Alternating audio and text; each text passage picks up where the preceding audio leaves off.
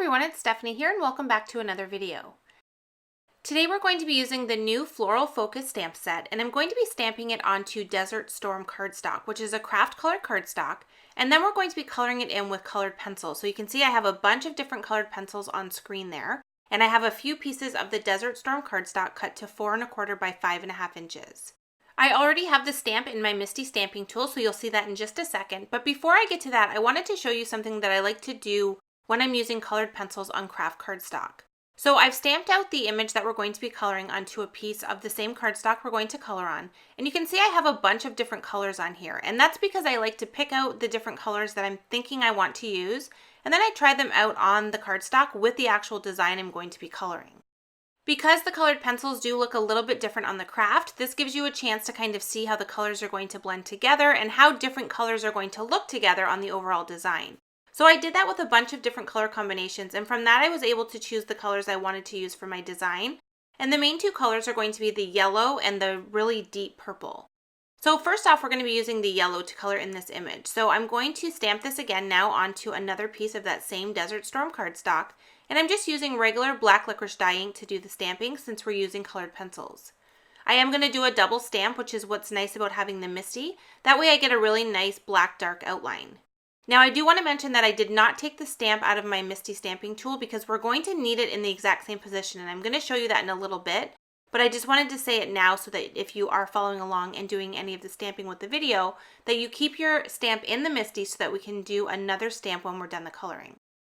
Okay, so now what I'm going to do is I'm going to go through and I'm going to color this first flower here with my pencils. I'm not going to keep all of the coloring in the video because colored pencil coloring does take quite a while. But I wanted to kind of show you my process for coloring in the different petals on the flowers. So the first thing I did is I took my white pencil, and this is kind of an important one. I love having white, especially for flowers or anytime you want to have a highlight on an image. I like to lay down the white in the area where I want the highlight to be first, because that's just going to ensure that that area kind of stays a little bit lighter than everything else. I then go in with the lightest of the colors and I color the entire area that I want to add the color to, and then I'm going to work my way up through the medium and the darker shade. So depending on the colors I'm using will kind of depend on how many colors I have. For the yellow, I have 5 different colors. I have the white, then I have the basic yellow color, and then I have 2 medium shades and a darker color. And this just really helps me get a really nice transition between all the colors, but you definitely don't need this many. You'll see with the purple, I only used 3 different purple shades on that one. So I start off, like I said, with my lightest, and then I go to my medium, then I go to my darkest, and then I go backwards in that direction, and I go back to my medium and then back to my lightest until I have a really nice even blend. And you can see how pretty that looks once I've added all of those different shades of color. So even though it does take a little bit more time to get that really nice blended look, I really love the final result, and I just think it looks so pretty against the Kraft cardstock. I do want to mention that you want to do really light pressure when you're doing your coloring, especially when you're doing something like this where you're doing a lot of layers. Depending on the type of colored pencils you're using, they may have a wax base, which actually these do because this is Prismacolor pencils. So if you tend to color really heavy, you're going to end up with what's called a wax bloom, and it's going to kind of prevent you from being able to blend the colors. So you just want to use very light pressure and just continue to add light layers of each of the colors, and you're going to get a lot better results with your blending. I like to color each of the petals separately. It just ensures that you get that really nice transition of the darker and the lighter colors on each of the petals. And I actually don't use the super light colors like the white and the really light color a whole lot on the smaller areas. I like to use the lightest color just to lay down a base layer, and then I pretty much stick to the medium and darker colors on those ones. So now you can see I've finished that entire flower, and I'm just going to kind of jump magically ahead, and you can see that I have all of the yellow flowers colored except for one that I forgot, which I'll go back to. And all of them were colored exactly the same as that first one that I shared with you. Now to continue on, I decided to use the deep purple colors on this one for the tiny flowers. Now you're going to see these colors make an appearance a little bit later in the video because I did actually create 2 cards, and I used this purple shades on the other card for the main flower. So I'm going to kind of show you something I did with these to make it a little bit different than the yellow ones. But for the smaller ones, this is really quick and easy. I just do the same process. I have 3 different colors. And I just start with my lightest, go with my medium, and then go with my darkest, and then blend backwards in those colors. So now that I finished the little small purple flowers, I went ahead and moved on to the leaves. And for these, I just used 2 shades of green. I really didn't want the leaves to stand out a whole lot. I really wanted the focus to be on the flowers. So I decided just to use 2 lighter color greens and just do a very minimal coloring on those. Now I'm just adding color to that flower that I missed at the beginning, and then I'm also going to add brown detail to the stems of the flowers. I know they should technically be green, but I really wanted to add a brown element onto the stamp design to go with some of the other brown elements I'm going to add to the card. Okay, so now like I mentioned earlier, I left my stamp in my MISTI, and that's because I want to restamp the image exactly where I stamped it to start with. So by leaving that in my MISTI and putting my cardstock exactly where I had it in the first place, I'm able to restamp and reinstate those really dark black lines. Sometimes with pencil coloring, you lose some of that line detail because the pencils go over top of it. So this is a great way to get the really bold lines back if you prefer that look. I did trim down the panel, and I also cut a piece of milk chocolate cardstock, and then I have a white card base that measures 4 1/4 by 5.5 inches. So all of these pieces are going to be layered together. And I'm also going to stamp a sentiment on that same milk chocolate cardstock. So I have the Biddy Thanks and Gratitude sentiment set, which is a great set. It has so many different thank you sentiments and gratitude sentiments. And I picked one out that would fit onto one of the smaller skinny strips Die-namics.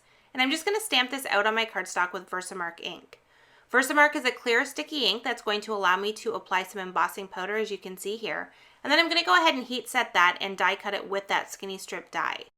I love a white embossed sentiment on dark cardstock, but I especially love it for this card because now I'm trying to incorporate some white detail as well. I felt like the white card base, which I really want to use to make this craft paper pop on the card, was very white, so I want to bring in a bunch of white detail as well. So you'll see I kind of have brown elements and white elements, and it kind of ties the whole card together. So what I'm doing now is I really love the look of paint splatter, white paint splatter on a colored pencil design, especially flowers.